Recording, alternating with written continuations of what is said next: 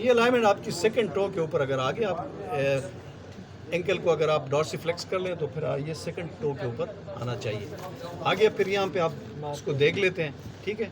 इसमें flexion extension भी थोड़ा करके देख सकते हैं, इसको हटा के कि ये साइड जो है ना मीडियल साइड पे आपने खोला हुआ है तो ये बिल्कुल उसके कार्टेक्स के ऊपर आना चाहिए, ठीक है। कोशिश। और फिर दूसरा गाइड आपका ये है कि आपका टिबियल ट्यूबरसिटी है, ठीक है, ये उसके ऊपर आना चाहिए, उसके it should be on the 1/3 and 2/3 के दरमियान में, मीडियली टू, हाँ, ठीक है, उसके ऊपर आना चाहिए। लेकिन ये ज़्यादातर हम इस जिग से करते हैं और देख लेते हैं, कभी कभी आपको थोड़ा सा इसको प्रेस करना होता है, ठीक है। इसमें भी आपको अंदाज़ा हो जाएगा अगर आपने ये 10 रखा है तो कौन सा पोली इसमें जाएगा, वो भी आपने देखना है, ठीक है। ट्रायल आपने कर दिया, निशान लगा दिया, काठी से हम निशान लगा देते हैं, इसमें हम रखते हैं, ठीक है। उसके बाद आप ये हटा देते हैं और ये टिबिया के ऊपर आप रख लेते हैं। जिस निशान पे आपने किया था उसी निशान पे रख लेंगे। साइज़ आपने कैलकुलेट कर लिया है तो फिर इनको फिक्स कर लेते हैं। तो फिर ये चीज़ इसमें मिकी माउस, तो ये उसकी कैविटी के अंदर सुराख बना देगा। फिर इसको हटा देते हैं और फिर हैमर कर लेते हैं। इसका क्या नाम है? Broach handle, broach, tibial broach, ठीक है। इसको आप दबा देते हैं तो ये इसके लिए जगह बना। किधर है टिबियल कंपोनेंट कौन सा है? ये तो प्लास्टिक का है तो वो मेटल का होता है, ठीक है। तो वो उस जगह पे फिट होगा टिबिया के अंदर, ठीक है। फिर दोनों को एक साथ हम उसके बाद हम वॉश कर लेते हैं। बटर ट्रैकिंग तो वो उसके साथ कर लेंगे, आप उसी वक्त कर सकते हैं। ट्रायल जब आप दे दें उसको चेक करेंगे। वॉश हम उसमें कर लेते हैं, 3 काम ये कर लेते हैं हम इसको। एक्सटेंसिवली बोन को आप पल्स लिवाज से वॉश कर लेते हैं, उसमें हम इंजेक्शन लगा दें तो बहुत पेनफुल कंडीशन है ये। इसमें जो है ना आपने मल्टी प्रोंग एल्जीजिया मेथड्स यूज़ करने हैं। हम पोस्टीरियरली इसमें इंजेक्शन लगा लेते हैं, स्टेरॉइड प्लस टोराडॉल प्लस ट्रांजामीन भी हम उसमें लगा लेते हैं। तो पोस्टीरियर कैप्सूल को इन्फिल्ट्रेट कर लेते हैं, इंजेक्शन लगा दिया। फिर जो सुराख आपने फीमर में बनाया हुआ है उसमें प्लग हम रख लेते हैं, क्योंकि अगर आप उसको ऐसे छोड़ेंगे तो उसमें से वो बोन मेरो ब्लड सारा आके बाद में मसला करा। तो उसको प्लग करने के लिए जो आपने बोन काटे हैं उससे वो बंद कर लेंगे वो सुराख, ठीक है। तो वॉश कॉकटेल वो करके फिर आप फारिग हैं, आप उसको कह देंगे भाई सीमेंट बनाना शुरू कर लें, ठीक है। तो आप तैयार हैं। सब पहले टिबिया को करते हैं तो पोस्टीरियरली आप वो लगा देते हैं, कोबरा स्पाइक लगाते हैं, साइड्स पे लगा के आप तैयार हो जाते हैं। उसको ड्राई कर लेते हैं, खूब ड्राई करके, ताकि ब्लड वगैरह दरमियान बना आ जाए, उससे उसकी वो कम हो जाती है।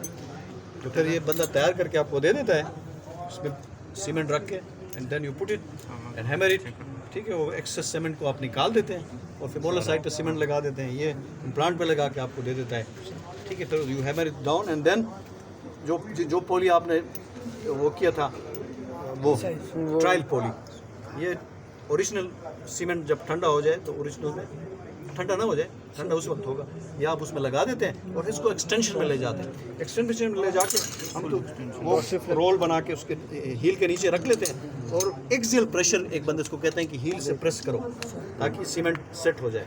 और उस दौरान एक बंदा थोड़ा सा उसके ऊपर हाथ रख लेता है। इस मतलब अगर आपने पेट्रोला को रिप्लेस नहीं कर रहे हैं तो फिर पेट्रोला को आप प्रिपेयर कर लें, इसमें उसको स्टेरॉइड्स हटा दें, उसमें कुछ लोग कार्ट्री कर लेते हैं कि उसके न्यूरोटॉमी कहते हैं उसको, ठीक है। वो नर्व्स आप पेन उसका कम हो जाता है।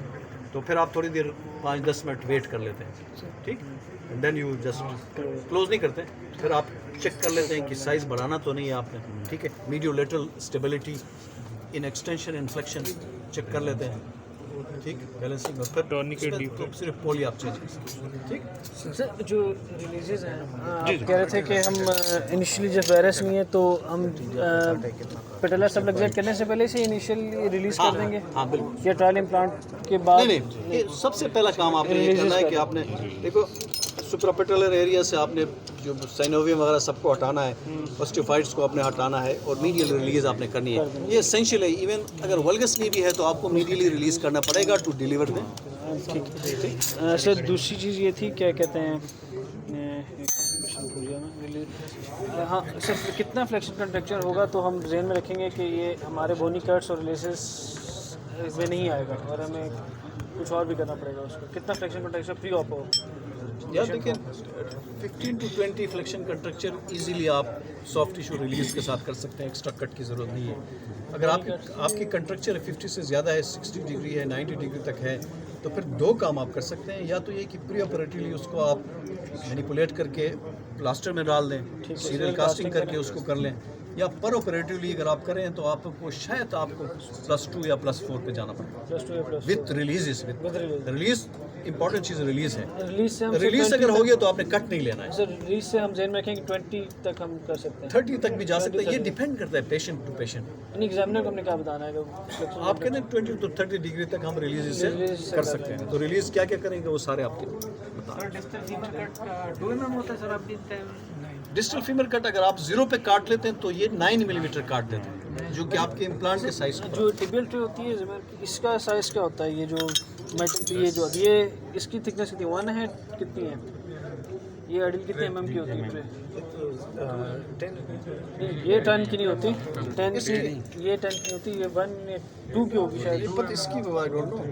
9 तो डिजिटल फीमर का तो हमें कंफर्म है ना। हाँ। वो तो जितना हम काटते हैं उतना इसका मेरा ख्याल है इन दोनों को मिला के 10 होता है। इन दोनों को मिला के ये शायद 1 होता है सर, फिर ये 9 होता हाँ, है। ये सारा मिला के 10 होता है, क्योंकि इनकी थिकनेस दोनों काउंट होती है।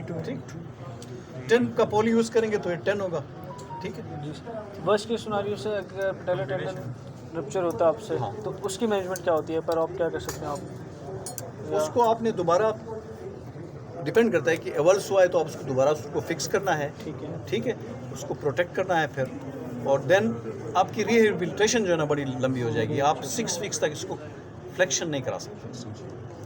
एक्सटेंशन में रखेंगे, ठीक है, बैक स्लैब में रखेंगे या आप उसको नी मोबिलाइजर में रखेंगे। टिबिया की जो साजिंग करेंगे सर, लेटरल प्लेट्यू से करना बेहतर है या मिडल से करें? मतलब कॉर्नर से किससे मैच करें? लेटरल पे प्रेफर्ड है, प्रेफर्ड लेटरल पे, क्योंकि मीडियल साइड पे कभी कभी हम बहुत ज़्यादा फ्लेक्शन वो हो ना, वेरस हो ना, तो उसमें एक कंसेप्ट है, उसको हम मीडियल उसको काट के उसको लेटरलाइज कर लेते हैं। उसको काट भी सकते हैं, साथ से उसको उस जॉइंट में भी कर सकते हैं। सर जो मीडियल डिफेक्ट्स हैं प्री ऑफ देखने के लिए उनके कौन से व्यूज़ मतलब रिकमेंडेड है? मतलब एग्जाम हम बोलेंगे कि जो मीडियल डिफेक्ट अगर वेरस नहीं है, हम एक्सपेक्ट कर रहे हैं, तो हम कौन से डिफेक्ट से क्वान्टिफाई करेंगे कि कितना है? या उसके लिए हम सीटी कराना चाहिए अगर हमें लग रहा है मेजर डिफेक्ट्स होंगे, ताकि हम, या हम पर ऑफ भी उसको देखेंगे और पर ऑफ उन डिफेक्ट्स को कैसे मैनेज? सीटी का आपको इतना फ़ायदा नहीं होगा आमतौर पर। इसमें लेटरल व्यू में आप देखते हैं, लेटरल व्यू में अगर आपको कोई डिफेक्ट ऐसा नज़र आ रहा है जो कि फिबुलर हेड से नीचे चला गया है, ये आमतौर पे पोस्टीरियर होते हैं। अगर फिबुलर हेड से ये नीचे जा रहा है तो आपको आर्गुमेंट यूज़ करना पड़ेगा। सर लेटरल फ्लेक्शन व्यूज़ जो होते हैं 45 डिग्री वो ले, या सिर्फ simple lateral views? Simple lateral भी ले लें, आपको नज़र आ जाएगा लेटरल मतलब व्यू। एग्जाम में सिटी वगैरह का जिक्र ना करें, बस लेटरल सीटी कोई खास ज़रूरी नहीं है, आपके हिप में सीटी जो है ना बड़े ज़रूरी है, यहाँ पे कोई इतना। और जो डिफेक्ट है उसको मैनेज किस तरह करेंगे? हाँ, वो डिपेंड करता है कि आपके डिफेक्ट कितना है। फ़र्ज़ करें कि आप जो है ना डिफेक्ट कम है, एक जो है ना 10 mm तक है, तो उसमें तो हम आमतौर पे 2 स्क्रूज लगा देते हैं, उसको सीमेंट के दरमियान में फंसा देते हैं, तो उससे काम चल जाता है। हम जो है ना वो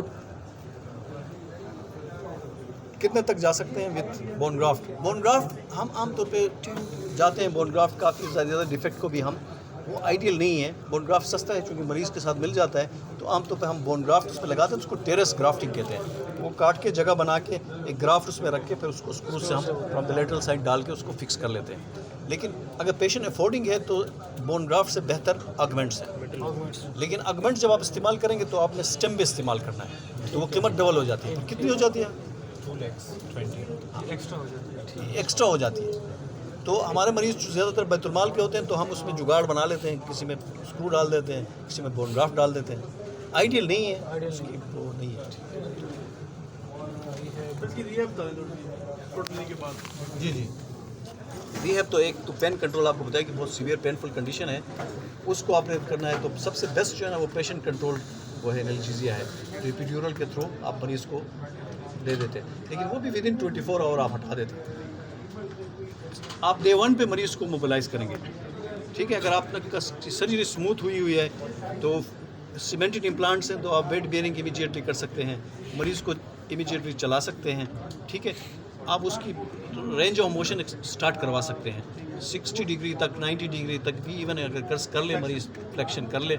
एक्सटेंशन आमतौर पे थोड़ी सी मरीज़ जो है ना पेन होती है, इसलिए उसको थोड़ा सा फ्लेक्शन में रखने की कोशिश करते हैं। तो उसको हम नीचे फिजियोथेरेपिस्ट हमारे पास तो अवेलेबल हैं, तो उसको बता देते हैं कि इसको फ्लेक्शन एक्सरसाइज करवाने और क्वाड्रिसेप्स